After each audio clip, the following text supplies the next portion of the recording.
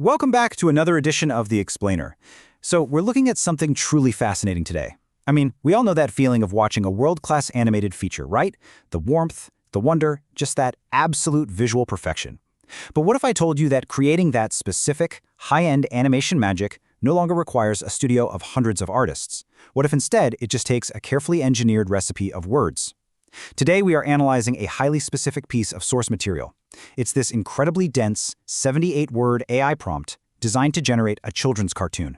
Our focus for this explainer is the magic behind Pixar-style and exactly how someone attempts to literally engineer that magic using nothing but text.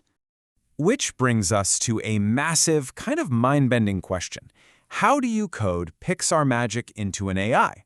You know, we usually think of art, especially top-tier 3D animation, as something deeply human. It's full of this intangible emotion and intuition. So it really makes you wonder, can a single paragraph of text truly capture the essence, the heart, and the sheer visual fidelity of a top-tier animation studio?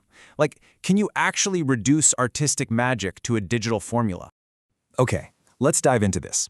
The very first line of our source material, this is basically the opening hook of this digital recipe, reads, "Create an original 3D animated preschool cartoon in Pixar quality." Notice how direct that is. The user isn't beating around the bush here. They are instantly setting the parameters for the artificial intelligence. They define the medium as 3D animation, they define the target demographic as preschool, and most importantly, they define the gold standard.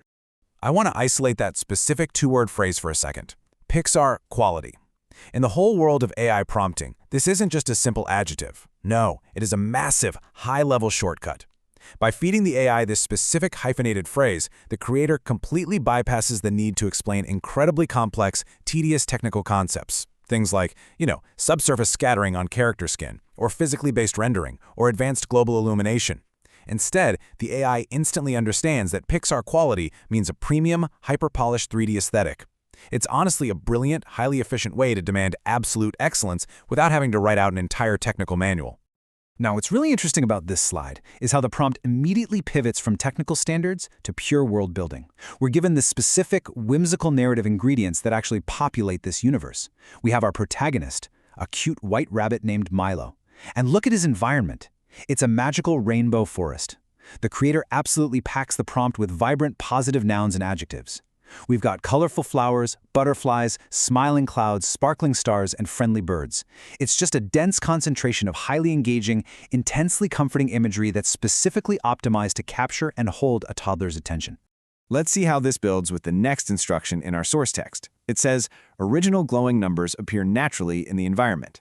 Man, this is fantastic detail. It's a completely unique educational twist, and it's literally baked right into the visual scenery. Instead of just, slapping a generic 2D graphic of the number 3 onto the screen, the prompt demands that these educational elements, the glowing numbers, exist naturally within Milo's world. Maybe they're hidden in the bark of the trees, or maybe they form the shape of the clouds. It blends the learning objective totally seamlessly with the immersive 3D environment. All right, putting my digital detective hat on for a moment here, let's look at the technical backbone of this prompt. The creator lists out these absolutely crucial visual directives: bright cinematic lighting, vibrant colors, smooth animation, 4K resolution, and a 16:9 aspect ratio. These are the strict technical ingredients that force the AI to actually produce a high-end, polished look. 4K ensures incredible visual crispness. 16:9 gives it that standard widescreen video format we're all so used to seeing. And smooth animation ensures the motion doesn't look, cheap, jittery, or robotic. And that brilliantly illustrates our next point. Because out of all those technical specs, bright cinematic lighting is the absolute secret sauce here. Seriously, if you want to mimic a multi-million-dollar studio production on a $0 budget using AI, lighting is absolutely everything. Typical low-budget preschool shows often use flat, even, kind of uninteresting lighting. But by demanding cinematic lighting, the prompter is forcing the AI to compute complex shadows, rim lights, and true visual depth. It completely elevates a simple scene of a rabbit in a forest into something that feels deeply professional. It literally democratizes what used to be an incredibly gate-kept, super expensive industry, putting studio-level visual tools right into a simple text box. But as we know, animation isn't just about what you see. It's heavily about what you feel and hear.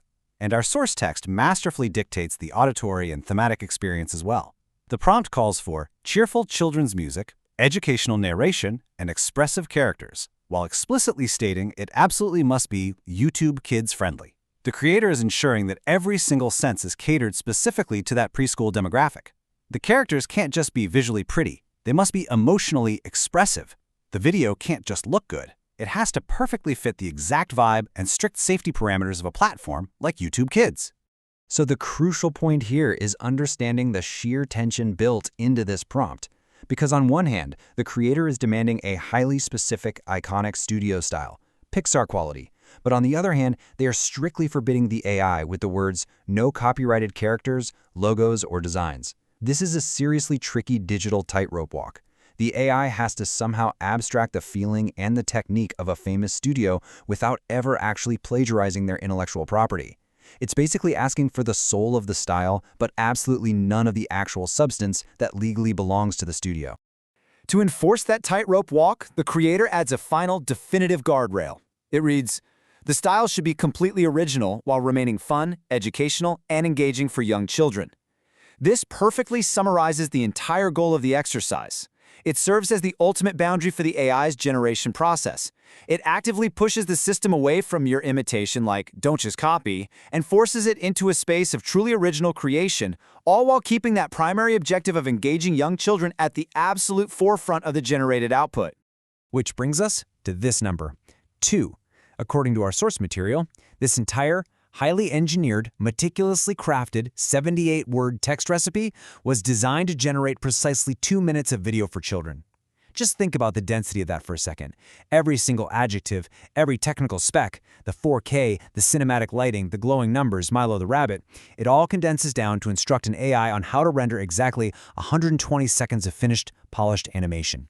And this leaves us with a final, fascinating question to consider. We've broken down the formula, we've seen the technical specs, the world building, the strict guardrails. But I gotta ask you, are these text ingredients enough to truly capture that 3D magic? Can human-like artistic intent, the kind that makes a classic animated film resonate with millions of people, really be perfectly reduced down to a 78-word text-based formula? It really forces us to rethink the very boundaries between human art and algorithmic output. It is a wild frontier of creation we are looking at right now, and I really hope this explainer has given you a clear, structured understanding of exactly how people are trying to code that magic today.